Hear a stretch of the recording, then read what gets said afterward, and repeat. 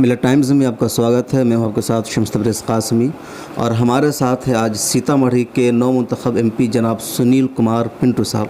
पिंटू साहब, सबसे पहले आपको मुबारकबाद कि आप सीतामढ़ी के नए एमपी बने हैं। आपके चैनल के देखने वाले सभी को भी मेरी तरफ से मुबारकबाद। खासकर सीतामढ़ी ज़िले के जो भी नुमाइंदा आपके चैनल देख रहे हैं उनको विशेष रूप से बहुत बहुत उनको भी जीत की बधाई। सुनील कुमार जी, आप पहली मर्तबा एमपी बने हैं और सीतामढ़ी के आवाम ने आपको चुना है, तो आप सबसे पहले सीतामढ़ी वालों के लिए क्या करना चाहेंगे? ऐसा क्या उन्हें गिफ्ट देंगे आप कि जिनको लग सके कि हमने सही आदमी को अपना उम्मीदवार बनाया है, अपना एमपी बनाया है? सीतामढ़ी की समस्याएं बहुत हैं और उन समस्याओं पर मेरा पूरा फोकस है, चाहे वो मैसौल चौक पर का आरओबी हो, चाहे लखनदई में पानी लाने की बात हो, सीतामढ़ी सदर में जो मेडिकल कॉलेज और इंजीनियरिंग कॉलेज बननी है, दोनों की भवन बनकर तैयार हो जाए, उसमें पढ़ाई शुरू हो जाए और हॉस्पिटल का जो 500 बेड का नया जो शिलान्यास हुआ है वो बिल्डिंग बन जाए। शहर में जाम की समस्या है, एक आध दो बाईपास बने, इस प्रकार अनेकों वहाँ की समस्याएं हैं जिस पर ट्रेन की समस्या है, कुछ ट्रेन बढ़े, सीतामढ़ी से लंबी दूरी की ट्रेनों का आवागमन चालू हो।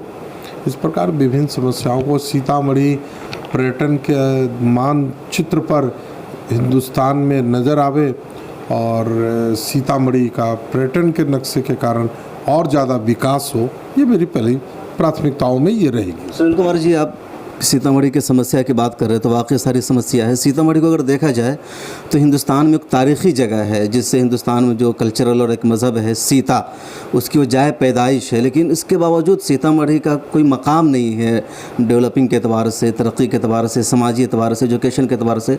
तो क्या कारण है जिसकी वजह से सीतामढ़ी इतना पीछे चल रहा है? देखिए, कारण है सीतामढ़ी में तो तरक्की हुई है, कामें हुई है, ऐसा नहीं है। सीतामढ़ी के अंदर में और ख़ासकर पर्टिकुलर सीता जी के अभी तक ले हम लोग पूरे देश में राम जी के जन्म पर रामनवमी की छुट्टी मनाते थे। मैं जब पर्यटन मंत्री था तो उस समय में सीतामढ़ी के अंदर में विभाग का 32 करोड़ बजट था, जिसमें 8 करोड़ का वहाँ पर सीतामढ़ी में डेवलपमेंट के काम कराए गए। सीता जी के जन्मदिन पर सीता बिहार सरकार ने छुट्टी भी डिक्लेयर की और सीतामढ़ी को बिहार सरकार ने अपने पर्यटन के मानचित्र पर लाया गया। रह गई बात समस्याएं, तो अनेकों दिन पर दिन समस्याएं होती हैं। काम तो हुआ है, पहले सीतामढ़ी मुजफ्फरपुर रोड बंद हो जाता था हर बारिश में। आज जब से एनडीए की सरकार बनी और माननीय नीतीश कुमार जी के मंत्रिकाल में आपने देखा है कि कटौंझा की समस्या दूर हुई। सीतामढ़ी शिवहर रोड नहीं था, वहाँ पर पुल बन गया, सीतामढ़ी शिवहर आज है। देश के आज़ादी से लेकर आज तक बैरगेनिया एक ऐसा ब्लॉक था जो सीतामढ़ी मुख्यालय से नहीं जुटा था, वहाँ पुल बनी है। काम तो बहुत सारे हुए हैं, ऐसा नहीं हुआ सीतामढ़ी में तो और काम के जो ग्रामीण लेवल पे है, गांव ब्लॉक लेवल पे सरकारी हॉस्पिटल नहीं है। सीतामढ़ी का जो सदर हॉस्पिटल है उसकी भी हालत बहुत ख़राब है, तो हॉस्पिटल या सेहत के बारे में कैसे काम करेंगे? उसी पर तो मैंने बताया आपको कि सीतामढ़ी शहर का जब मैं विधायक था उसी समय से ये स्वीकृति योजना है, शिलान्यास इधर अभी हुआ है, उसके बजट में पैसे आ गए हैं। 500 बेड का सीतामढ़ी सदर हॉस्पिटल बनना है, उसका शिलान्यास हो गया है, टेंडर हो गया है, ठेकेदार अलॉट हो गया है। मैं उम्मीद करूंगा कि एक आध दो महीने में बरसात के बाद से वहाँ वर्क शुरू हो जाए और जल्द से जल्द अगर वो 500 बेड का हॉस्पिटल सीतामढ़ी का चालू हो जाएगा तो सीतामढ़ी के गांव के लोगों को मुजफ्फरपुर और पटना इलाज के लिए नहीं जाना पड़ेगा, सीतामढ़ी में ही सारी व्यवस्था उपलब्ध हो। एमपी साहब बड़ी बात कर रहे हैं कि अब सीतामढ़ी के लोगों के इलाज के लिए मुजफ्फरपुर, पटना और दरभंगा नहीं जाना पड़ेगा, बल्कि सीतामढ़ी में सहूलत मिल जाएगी। सुनील कुमार साहब, एक और बात बताइएगा, आप बीजेपी में थे, टिकट के लिए आप जेडीयू में आ गए, तो जेडीयू के लिए जो वक्ती तौर पर आना हुआ है या जेडीयू के साथ रिश्ता बरकरार रहेगा? देखिए, मैं कोई टिकट के लिए मैं बीजेपी से जेडीयू में नहीं गया। आपकी जानकारी के लिए मैं बतला दूं कि सीतामढ़ी में जेडीयू के उम्मीदवार घोषित थे।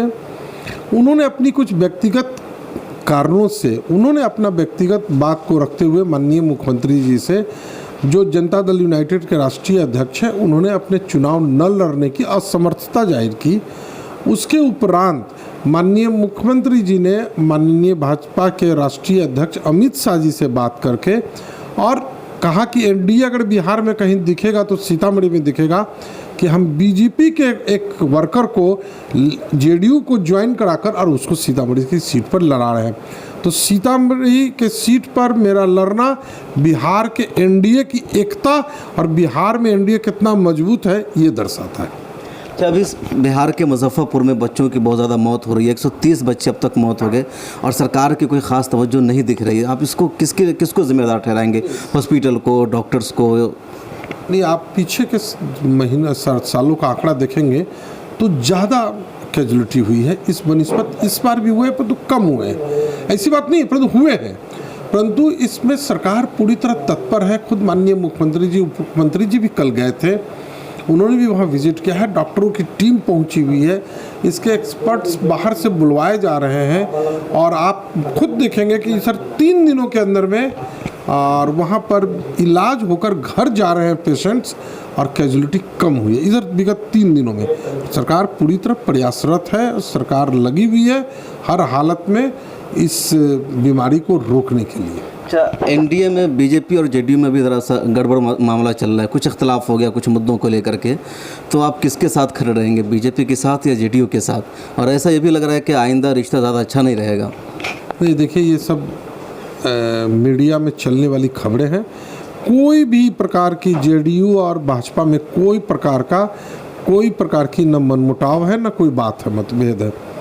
दोनों दल अपने अपने एजेंडे पर चलती है। एक कॉमन एजेंडा है और एनडीए का गठन है। जेडीयू अपना अलग एजेंडे पर चलती है और बीजेपी अपने अलग एजेंडे पर। कोई दोनों के दल में किसी प्रकार की आपस में कोई प्रकार का मनमुटाव नहीं है।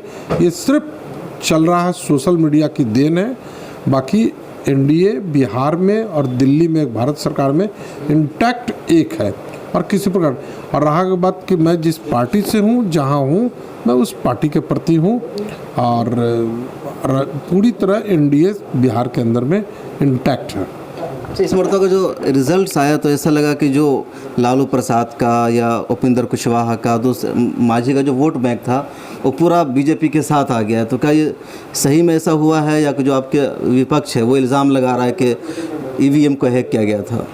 देखिए, विपक्ष ने हमेशा से कहा है जब वो राजस्थान में जीतते हैं तो ईवीएम ठीक काम करता है, जब पंजाब में जीतते हैं तो ईवीएम ठीक काम करता है, छत्तीसगढ़ और मध्य प्रदेश जीता तो ईवीएम खराब नहीं था, परंतु पूरे देश में हार गए तो आज कहते हैं कि ईवीएम में दोष है।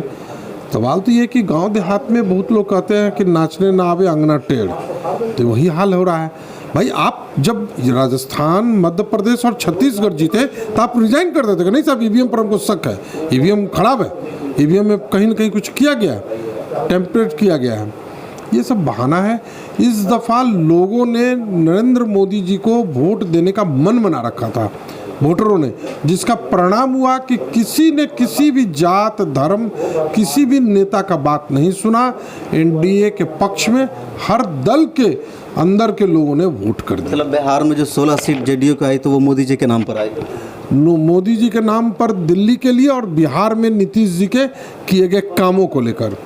अगर वहाँ की महिलाओं ने वोट किया कि माननीय मुख्यमंत्री जी ने जो शराबबंदी की, जो घर में खुशहाली आई, और माननीय प्रधानमंत्री जी ने उन्हें इज्जत दिया कि रोड पर बैठने के बजाय वो अपने घरों में शौचालय बनाकर दिया, इस बात को लेकर गैस चूल्हा दिया, गैस दिया, इसको लेकर औरतों ने मुख्यमंत्री जी और प्रधानमंत्री जी की बात पर एनडीए को वोट किया। एक आखिरी सवाल पिंटू जी कि नीतीश कुमार बिहार के खुसूसी रियासत यानी स्पेशल स्टेट के दर्जा की लड़ाई लड़ते रहे, मुतालबा करते रहे, तो आप एनडीए की सरकार है, अब फुल बहुमत की सरकार है, तो क्या उम्मीद है कि आप लोग अपने इस मकसद में कामयाब हो जाएंगे और बिहार को स्पेशल स्टेट का दर्जा मिल जाएगा?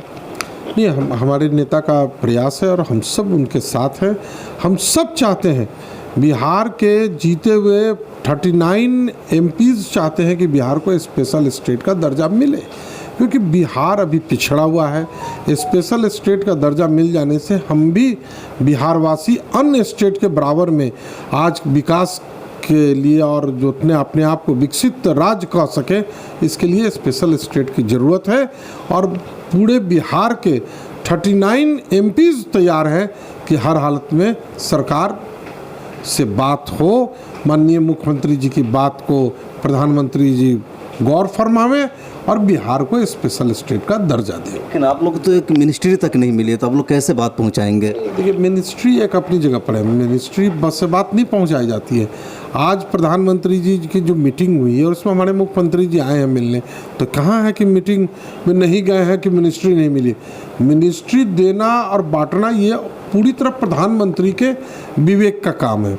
प्रधानमंत्री किसको मंत्रालय देंगे, किसको मंत्री बनाएंगे, ये प्रधानमंत्री जी का पूरा विशेषाधिकार है, उसमें कोई किसी का।